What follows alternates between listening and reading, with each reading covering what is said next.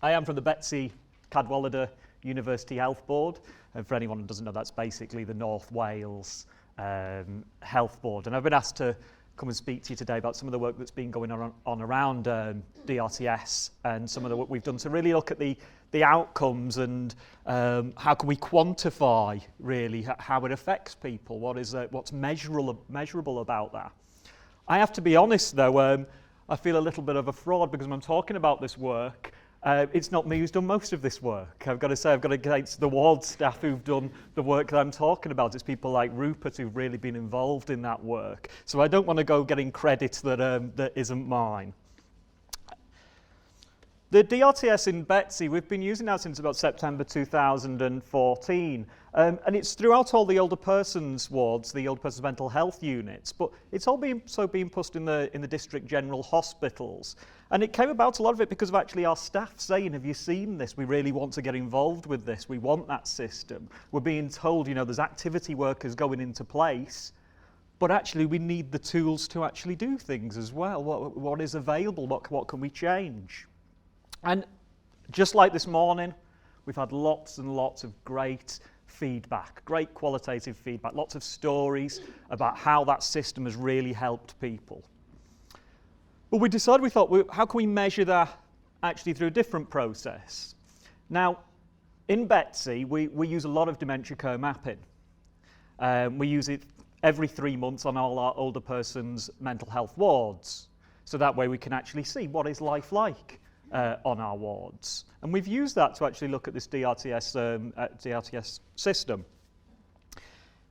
Again, I feel a little bit strange coming to Bradford now because I'm going to explain what dementia co-mapping is. And Bradford is the home of dementia co-mapping, and I'm coming from North Wales to tell you all about it. But if I don't explain it to you all, if you don't know what it is, the rest of the slides are going to be quite meaningless. So I'm actually going to go through what that is. So dementia co-mapping is basically, it's an observational tool. It's an observational tool that might be used in a nursing home, can be used in a ward. They have it for using it in the community. And it's about seeing what is the level of well-being or the level of ill-being that a person is going through. How does that person feel? How engaged are they? How much are they enjoying themselves, and vice versa? Now what you have is you have a group of mappers who will sit and observe people and make certain observations. So it would be things like, what is that person doing? How engaged, how much are they enjoying it? And what you tend to find is that you could do that for 5 minutes, but that doesn't tell you a great deal. You need to do it for quite a few hours, and then you start to get a reasonable idea of what life is like for that person. You can then actually start looking and say, well, what is life like on that ward? Now, one of the other things that dementia co-mapping does, it starts to look at staff interaction as well. And these terms, positive person work and malignant social psychology, these are things that we really look at in Betsy. They're things that we find really helpful to understand what's going on in our wards, because they're really great teaching tools if you can turn to your staff and say, well, actually, we saw this happen on the ward. Positive person work, that's the stuff that happens, it's not the general staff interactions. It's when something happens that actually results in that increase in well-being. It's something happens that is so positive that actually has a real impact on that person. Malignant social psychology, that's kind of the opposite. It's when there's an interaction that has a negative effect on that person, when actually an interaction actually causes some harm. Now, when these terms were first created, malignant social psychology, it wasn't suggested that staff were going into work saying, let's see how much harm we can cause today. It was more about actually people with good intentions sometimes go about things the wrong way. Sometimes maybe don't have the insight of maybe what kind of psychological damage they might be doing. Because we're often so task-focused that the task takes precedence over the psychological well-being. So it becomes something can be quite simple, really. It can be a case of, there might be a gentleman, wife might say, every time I visit, he must have had a shave. If he's not had a shave, I won't be happy. So one day, say Barry, the staff come up to him and say, come on, Barry, it's time for your shave. And Barry says, oh, I don't want to shave. Oh, Barry, you've got to have a shave. Come on, it's time for your shave. Oh, no, I really don't want to shave at the moment. Look, Barry, when your wife comes in, she's going to not be happy with you if you've not had a shave. She's not going to be happy with us because she's told us we've got to have a shave. So all of a sudden, Barry feels that little bit of intimidation. Barry's thinking, oh, hang on, if I don't do as I'm told in this place, things aren't going to go so well for me. and all of a sudden Barry will agree. And what we would counter that with, and we say those circumstances shouldn't really happen. Because it's not the conversation with Barry you need to have, it's the conversation with the family to say, sometimes Barry might not have a shave. But that's not because we're neglecting Barry, it's because we're actually listening to him and giving him a person-centred care. We're listening to what he has to say. Other times it's because sometimes we get more focused on the illness. So again, rather than seeing a person, we start to say, I've been to general wards where people have said sometimes, there's a dementia in that bed. And it's kind of almost like there's not a person in that bed, it's a dementia. You think, well, the person held there is straight away, that's destroyed, isn't it? That's gone. And of course, there's things like organisational demands placed on us make a difference, don't they? We're all very busy, meetings, audits, and they're the kind of things that pull us away from sometimes doing that positive person work and create that malignant social psychology.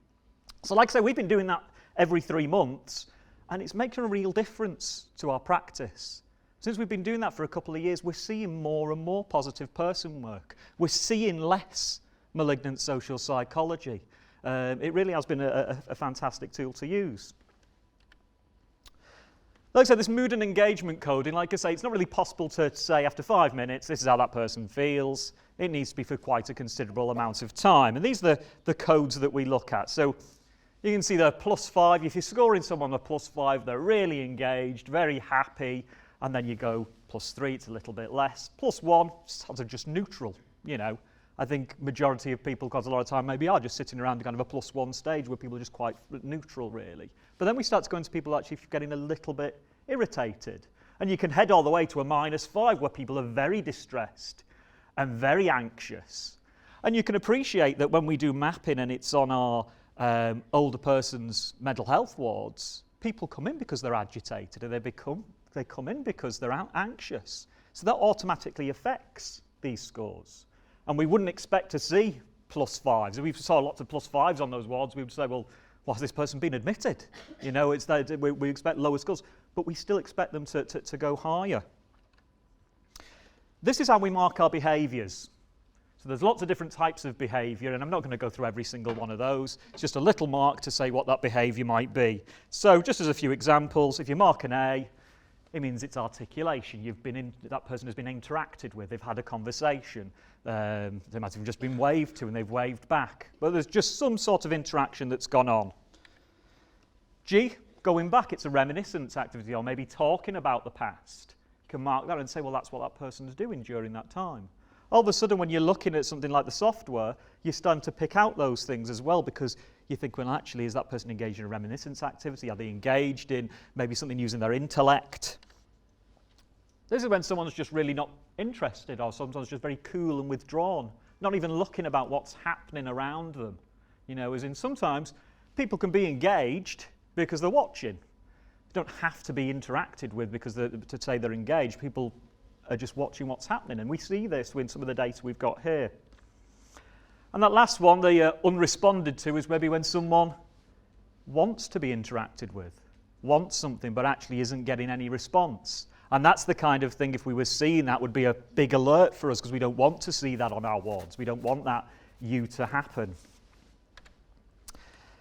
So like I say, with the older persons wards, we took some scores sort of before we put the digital software in. We spent a day and we had 4 patients and we thought, we'll map these 4 patients and see what things are like before we put the software in. Where are these people in terms of their well-being scores? And everything I show you now is all confidential. Don't report me to the NMC. I promise none of this is fact. These are real people. We've got Andy. And Andy was a gentleman, basically. He'd been on the ward for quite some time. Started and he'd been quite anxious when he got there, but he'd calmed down a lot. He was really just ready for placement, but unfortunately it was very hard for him to move. And on that day, he was quite engaged, really, initially engaged with a rummage table, taking things, picking things up, but he came quite frustrated with it. He'd had enough of it, not really engaged with it after a while. And then he sat, stared at the floor, and then he became just walking around the ward, not really interested in things. And when we did his WIB, his well-being score overall over that time, he was on a -1. So we're talking about someone was hitting a level of ill-being. Barry here, Barry was someone with quite a real significant expressive word-finding difficulty. someone who you found very hard to communicate with. And on that day, he was sat in the day room again. He was sort of showing some passive engagement with some of the things that were happening, but that was it really. And again, Barry's score, 0.8. Quite flat really, not a great deal going on. Colin, it's a gentleman who was quite agitated. This man who came in quite recently, a new admission. This was a man just getting used to the ward and would spend a lot of time pacing, often getting into sort of arguments with other people as well. And basically, Colin was again walking around the ward. There's no engagement with any of the sort of activities that were available on the tables and things.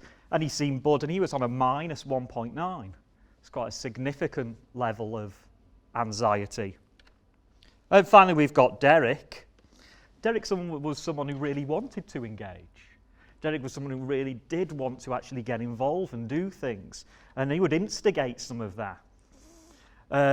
He was interacting with others when approached. But today, he wasn't really doing that. He wasn't instigating any conversation himself, which was unusual for him. So we hit a 1.2 with Derek. We a bit flat, but a little bit, not too bad, but quite flat. What we found is, because we'd done this before, and like I said, we'd started to introduce activity workers.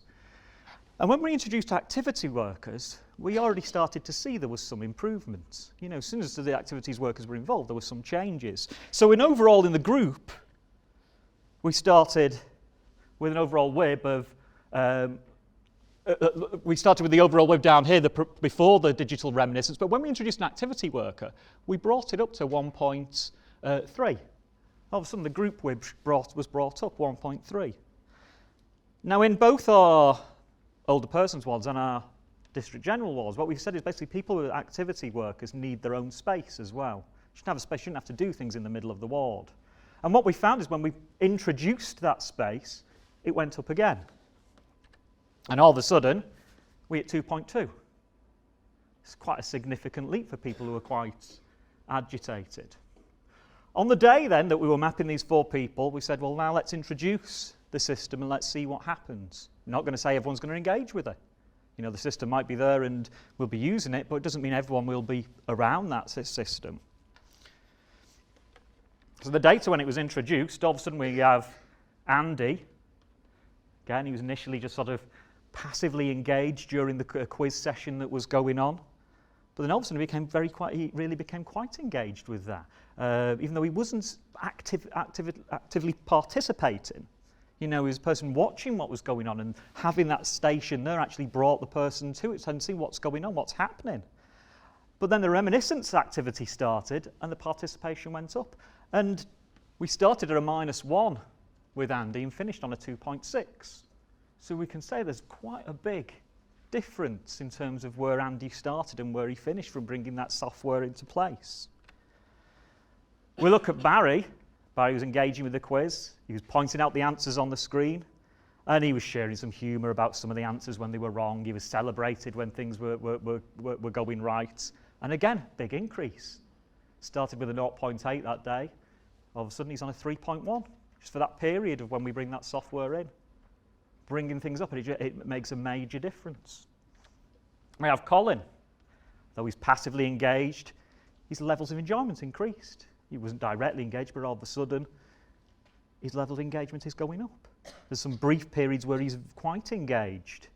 And this is a man who started at -1.9. Now he's on a 2.4.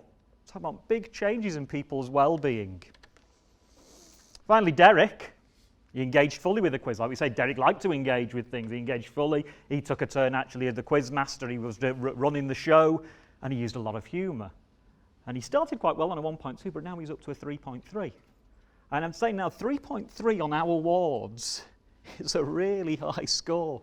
As in someone on an older person mental health ward who's coming there because of anxiety, agitation, that is a good score for someone on that kind of ward.